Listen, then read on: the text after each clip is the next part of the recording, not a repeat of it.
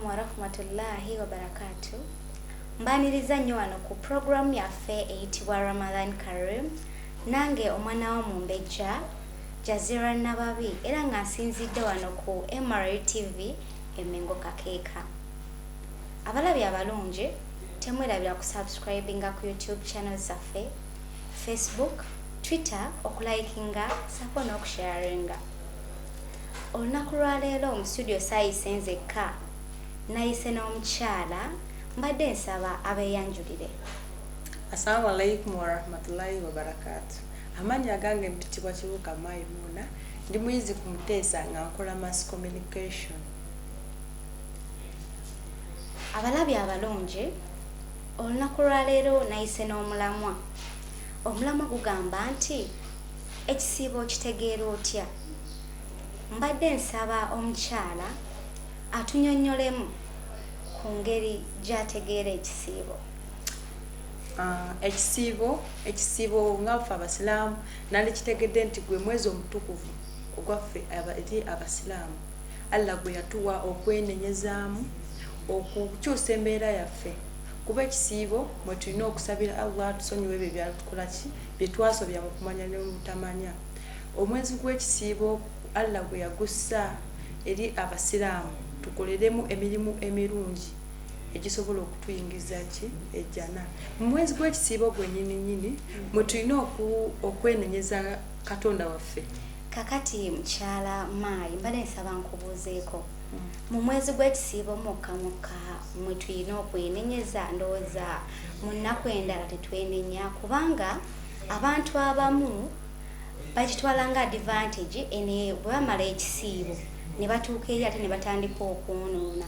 Kakati mbadde nsaba otutangaazeemuko, tulina kwenenyeza mu mwezi gwa kisiibo gwokka oba? Senti tulina kwenenyeza mu mwezi gwa kisiibo gwokka. Ekisiibo n'ennaku endala ne emyezi gyonna tuba tulina okwenenya eri Katonda waffe, naye omwezi gw'ekisiibo gwo gwasoosowazibwa eri ffe Abayisiraamu. Kati mukyala Mai, mbadde nsaba kubuuza, olowooza omuntu yandyeyisizza atya mu kisiibo kino? Omusiraamu yenna enneeyisa ye era esigala y'emu. Lwakubanga bwe nkugambye nti mu mwezi gw'ekisiibo gwasoosowazibwa tulina ebintu bingi bye tukola. Omusiraamu alina ennyambalo y'obusiraamu mu kisiibo yo ekyukira ddala. Enneeyisa kw'okubeera n'empisa mu bantu. Mbadde nsaba nkubuuzeeyo, ennyambala y'obusiraamu oli akyuke mu kisiibo mokka oba? Kubanga abasiraamu tuli bazibu, abamu tuli bazibu, tutuuka mu kisiibo ne twambala bikomeeri kyokka ate bwe kiggwa ne tuddayo ku buntu bwaffe buli oba obutegeera. Kakati mbadde nsaba otutangaazeemu, tulina kwambala biwanvu byokka mu kisiibo oba n'ennaku endala? Omusiraamu ffe ngaffe abasiraamu tulina ennyambala eyaffe. Gamba nti abakazi tuba tulina okwambala kite sharia oba olugoye lwonna nga luwanvu kasa tubikka emibiri gyaffe. N'abasajja balina okwambala amakanzu, lwakuba ffe abantu Abayisiraamu tukikwata nti tulina bikola byokka mu kisiibo. Naye ebbanga ly'Obuyisiraamu bwonna butulagira okwambala nga tubisse emibiri gyaffe. Nkitegeera. Kati nga wenkunyonyodde nti omuntu teyandyamu okwambala kuno okw'Obuyisiraamu tekulina kukoma mu kisiibo mokka. Okudda ku kibuuzo kye wambuuzizza, omuntu yandyeyisizza atya mu kisiibo? Abantu mu kisiibo tufuna omutima omugabi. Bw'oba oyina ky'oyina, waako omuki, waako omuntu omulala. Oyina futaali otegese ebyokusibuluka bingi awo, naye oyagala obudde butuuke weesibireyo olye. Ekyo tekikkirizibwa mu Busiraamu. Mu kisiibo tuba n'omutima omugabi, tugabira eri abalala. N'empisa gye tweyisaamu eri abantu nakyo kintu kikulu nnyo. Togenda kubanga wasiibye odde mu kuyomba.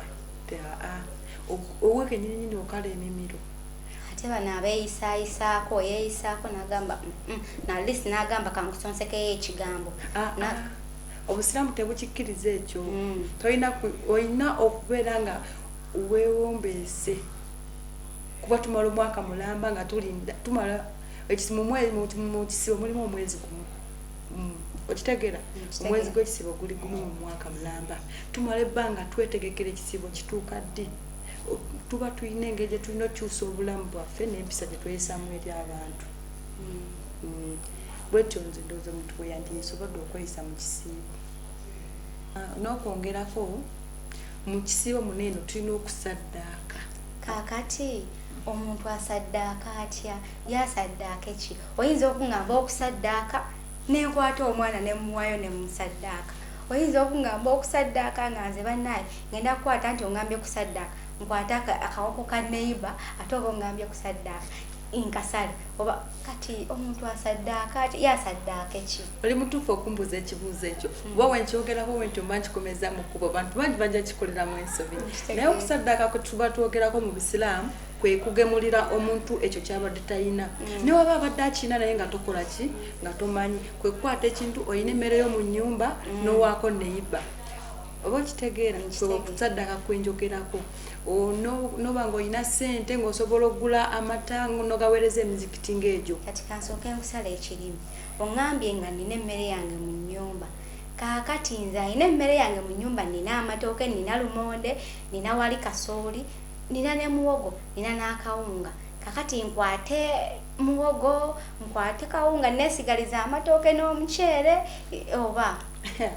Obusiraamu kye butusomesa butusomesa okubeera abantu yagaliza okwagaliza abantu ekyennyinyi kye tuba tuyagaliza oba wuli amatooke ago gaagala nnyo kyova laba kuyisa okusaddaaka kitegeeza okwerekereza weerekereze kyoyagala okitegeera kati oba olina amatooke go toolako totoola muwogo lw'okuba gundi kampe gundi muwogo gwanaakola ki ndaba gwe baamanyira nedda obwo si bwe busiraamu nze mbadde mmanyi tugenda kukwata bukwasi nkwate munnaye nze neesigaliza amatooke n'omuceere gwange nze nkuwe muwogo kuba nange mba saagala miwogo Osomu obojono kitegeeza tolako ebyo byobadde oyagala kyoyina okiweeyo. Obusiraamu butusomesanga okuwaayo ekintu ky'oba oyagala n'obutali mwezi gwa kisiibo gwokka. Olina shariya yo gamba shariya yange eno njagala nnyo naye olina shariya zo 6 oyita ku maayi ayambala nnyo akagoye kamu buli nnaku kemulabamu oba kashariya kukakalina kusaddaaka kwatako shariya emu. Abamu twagala gaba bye tuyina munne abantu abamu ndoza tuyina oba balina obattima agamba nze maayi oyo omuwa olugoye lwange maayi. Awo wasibe busiraamu bwe twogerako. Omusiraamu nga ye omusiraamu alina okubeera omugabi ate era nga wombuuza ku mwezi gw'ekisiibo guno omwezi gw'ekisiibo tugabiramu nnyo ate era omusiraamu bw'aba agaba togamba nti gundi namukyawa obusiraamu tebuliimu kukyawa musiraamu ate gwemba nanyiigira edda nga namunyiigira dda kyova olaba wa mwezi gw'ekisiibo guno okujja gye tuli nti tuba twenenya ogenda saba otya Allah akusonyiwe naye nga maayi tomwagala olwo maayi olina omuyinako obusungu maayi towamusonyiwa tosonyiye osaba bakusonyiwe wano mwezi gw'ekisiibo we tulina okwenenyeza n'osaba Allah n'omugamba ya Allah nsonyiwa bye nasobya mu kumanya ne mu butamanya naye tajja kusonyiwa nga tonnasonyiwa olwo oba tomanyi kusonyiwa kyekitegeeza. Kaakati mukyala maayi kankusala ekirimi abalabi baffe abalungi mbadde nsaba tugendeko mu bulango bwa bakama baffe n'oluvannyuma mbaddire. A glance at the AIM Regionalism Empowerment. When you take a sport or either take a deep look at the way the AIM Regionalism Department is devoted to the practice. It is hands-on to every participant and backed by the well-stocked studios of Royal FM and AIM Radio TV.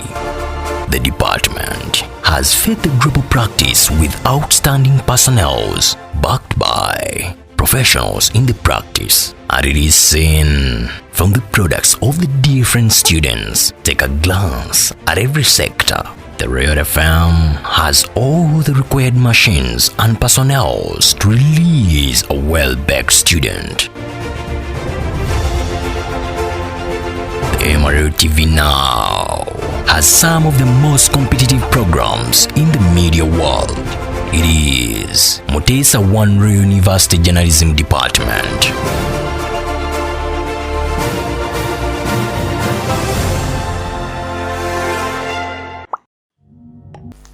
Abalabi baffe abalungi mukulikeyo nnyo mukuwummulako anti wetugendedde mukuwummulako mukyala maayi abadde akyatunnyonnyola ku ngeri omuntu gye yandeeyisizza mu kisiibo. Mukyala Jazira n'ekintu ensonga enkulu ennyo mu Islam wadde gyensembezaayo naye abasiraamu twetaaga nnyo okusoosowaza esswala si mu kisiibo mwokka nti nga mpulidde swawumu etuuse banaye kanfune guthuru nedda. Abasiraamu tulina okuba nga tusala buli kaseera, tulina okwekuumira ku swala okubeera omusiraamu mujjuvu. Kaakati oyogera ku swala nsaleyo 3 laka 3 nveewo kuba kati neera mba nsadde.